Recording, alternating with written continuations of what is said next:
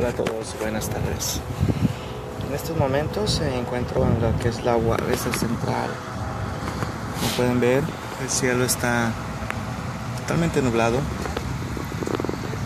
Es el reloj famoso donde está el subterráneo donde en mis tiempos de estudiante iba a comer.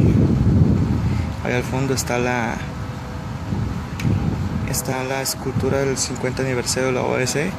Hace 10 años, tiene 10 años esa escultura que fue creada, que fue hecha, que fue puesta. Ya estamos hablando que este año cumple el 60 aniversario la UABC de que existe en nuestra ciudad, nuestra máxima casa de estudios. En esta central estuve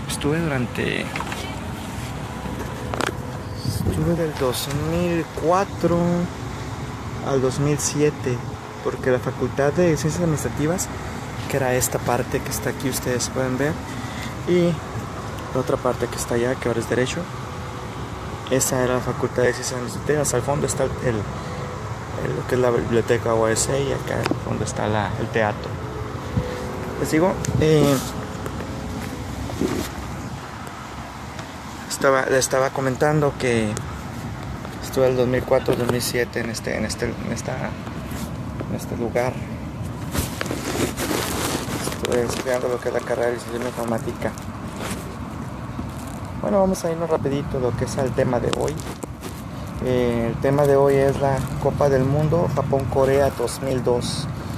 Ayer hablé acerca de los mundiales 94 y 98. Hoy va a ser con un índice en el 86. Hoy voy a hablar acerca del 2002.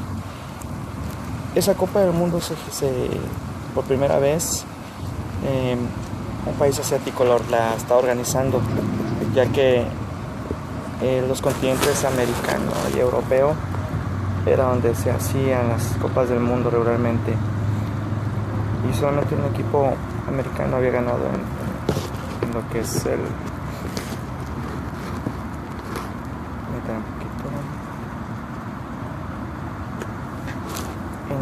son tierras europeas. El caso de Brasil en Suecia 62 fue donde se ganó, y hasta en ese entonces todavía ningún equipo europeo había ganado en tierras americanas. Bueno, entonces iniciaba el Mundial Japón-Corea 2002. México debutaba en contra de Croacia. En esta ocasión México tenía 3 rivales. Estamos hablando que había una variedad muy curiosa de rivales. ¿Por qué? Porque estaban 2 europeos, un más, y un americano. En este caso era Croacia, era Ecuador, y tenía que cerrar con cabeza de serie, que era Italia. Bueno, pues México iniciaba su participación, un partido cerrado, muy parejo.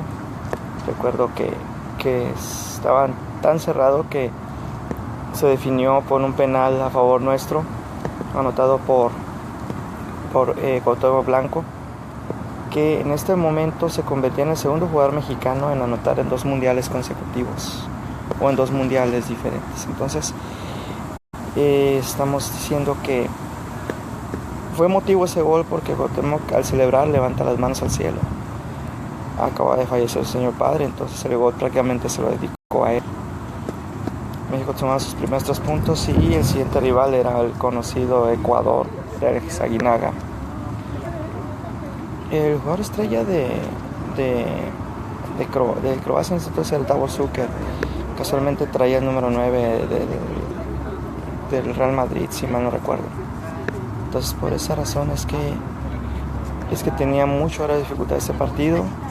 Era partido de alto riesgo por el equipo europeo que representaba, por la calidad de delanteros que tenían y por la peligrosidad que todo equipo europeo menciona, puede demostrar. Segundo partido, íbamos a enfrentar a Ecuador. Ellos iban ganando 1-0. Y pues siempre cuando vamos perdiendo una Copa del Mundo, siempre hay cierto desánimo en la tribuna, en los comentaristas. Pero vino la reacción con un cabezazo certero de Jared Borghetti, que se estrenaba como goleador en Copas del Mundo. Y después llegó nuestro ahora director deportivo, Gerardo Torrado, para anotar el 2-1 definitivo. Ahí se escribía una segunda historia. Ahí se escribía una historia más. ¿Cuál? México por primera vez ganar 2 partidos en una Copa del Mundo consecutivo. Nunca lo he hecho. Entonces pues estamos hablando que sumábamos 6 puntos. Ya estábamos dentro de la siguiente ronda. Ahora el rival más difícil era Italia, una vez más, como en 1994. Pero ahora las cosas iban a ser diferentes porque nosotros estamos calificados. Ellos tenían 3 unidades, una victoria y una derrota. Entonces tenían que ganar ese partido para aspirar al segundo lugar. Como repito, ya no calificaban tercer lugar, ya nomás calificaban primero y segundo lugar por la cantidad de equipos que eran. Iniciaba el partido y con una jugada por el lado izquierdo, si no me equivoco, entre Cuauhtémoc Blanco, Braulio Luna y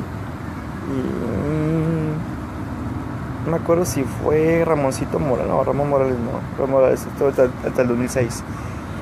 Creo que entre ellos 3 nomás, Braulio Luna y Cuauhtémoc Blanco hicieron una genialidad que terminó con un servicio al área de zurda de parte de Cuauhtémoc Blanco para que Jared Borghetti hiciera uno de los más bellos goles en esa Copa del Mundo, girando su cabeza de tal forma que dejó parado a Gianluigi Buffon y anotaba el 1-0. Pero pues venía la reacción italiana por parte de Alessandro Del Piero para anotarnos el empate final. Terminamos en primer lugar. Aquí la selección mexicana no tenía tanto poderío ofensivo como en el 98, pero tenía efectividad, tenía ganas de triunfar y tenía mucho empuje, siendo que había venido el vasco Javier Aguirre, que era el director técnico del curso, como les dije en el video anterior.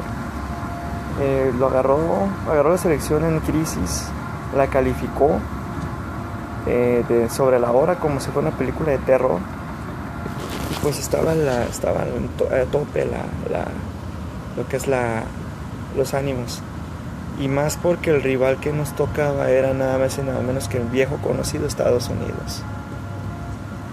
Otra vez cometimos el mismo error que contra Bulgaria en el 94, el mismo error que contra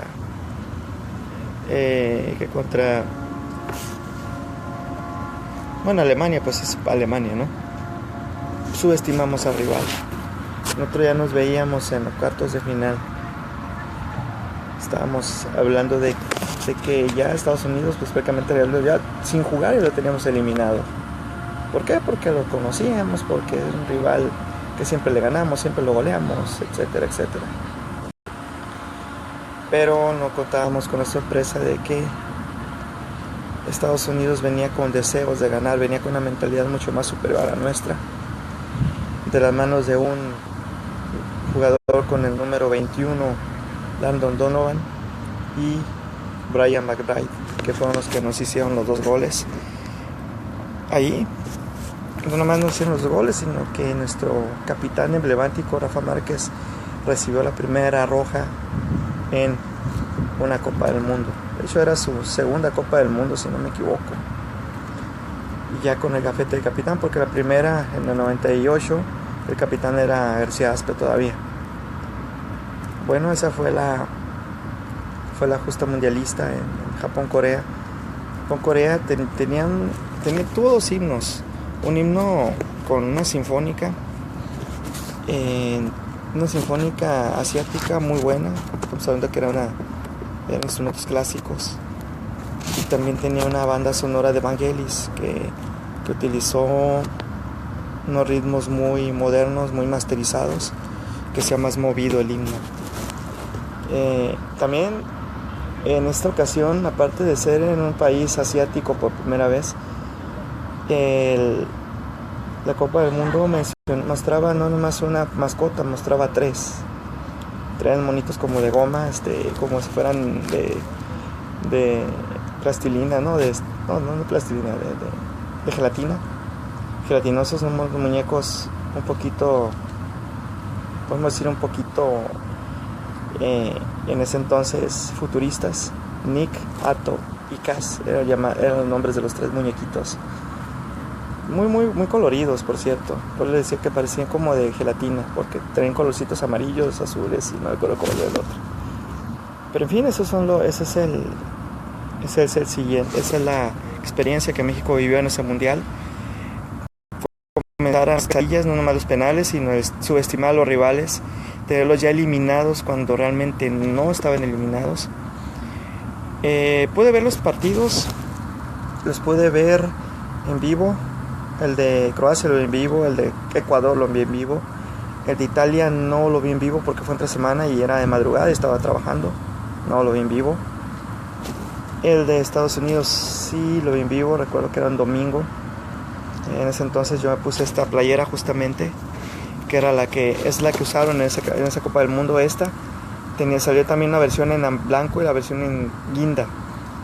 De hecho, esta es la única playera que tengo las tres versiones en original. Sí, entonces ese partido sí lo vi contra Estados Unidos. Estuvo curioso porque le presté mi playera a guinda a una persona muy especial en ese entonces, y lo vimos yo en mi casa y en su casa, y pues ya al final pues tristes por la derrota, ¿no? Tristes porque no se hizo lo que todos esperábamos. Ya estábamos haciendo fiesta porque Estados Unidos iba a quedar eliminado. Bueno, esa es una anécdota que tenemos que comenzar a ver, porque es una historia que se va a ir repitiendo a lo largo de las narraciones que les voy a venir dando. En Estados Unidos, en Alemania 2006 se repitió, Sudáfrica 2010 también, y no sin mencionar también a esta última Copa del Mundo en Brasil 2014. Una historia que siempre nos ilusionamos, siempre se hace algo bueno, algo nuevo en la ronda de grupos como animadores que somos, pero cuando se viene la ronda brava, que es los octavos de final, no podemos pasar de esa ronda por subestimar al rival o porque simplemente no sabemos definir partidos bravos o partidos definitivos. Caso que se dio el partido pasado contra Costa Rica. Costa Rica, debe haber sido un equipo de élite, nos gana. Por fortuna que el remate de este jugador queda en el poste en el minuto 90 y tantos, pero si ha sido, como repito, un equipo de élite, sí nos gana el partido. Y eso es lo que ha pasado en las finales, en las Copas del Mundo. Por eso es que quedamos eliminados, porque no sabemos definir los juegos y nos dan la vuelta al final. Bueno, pero ya esas son otras historias. Me despido, esta vez hablé muy despacito, como en otros videos, porque como pueden ver hay movimiento. Voy a girar la cámara para que vean, hay movimiento. No hay muchos alumnos ahorita, yo creo que están en clases en mayoría, pero sí hay movimiento aquí en la UABC. Bueno, me despido. Siguiente video va a ser el de Alemania 2006. Ahí también se hicieron cosas buenas. El técnico en turno fue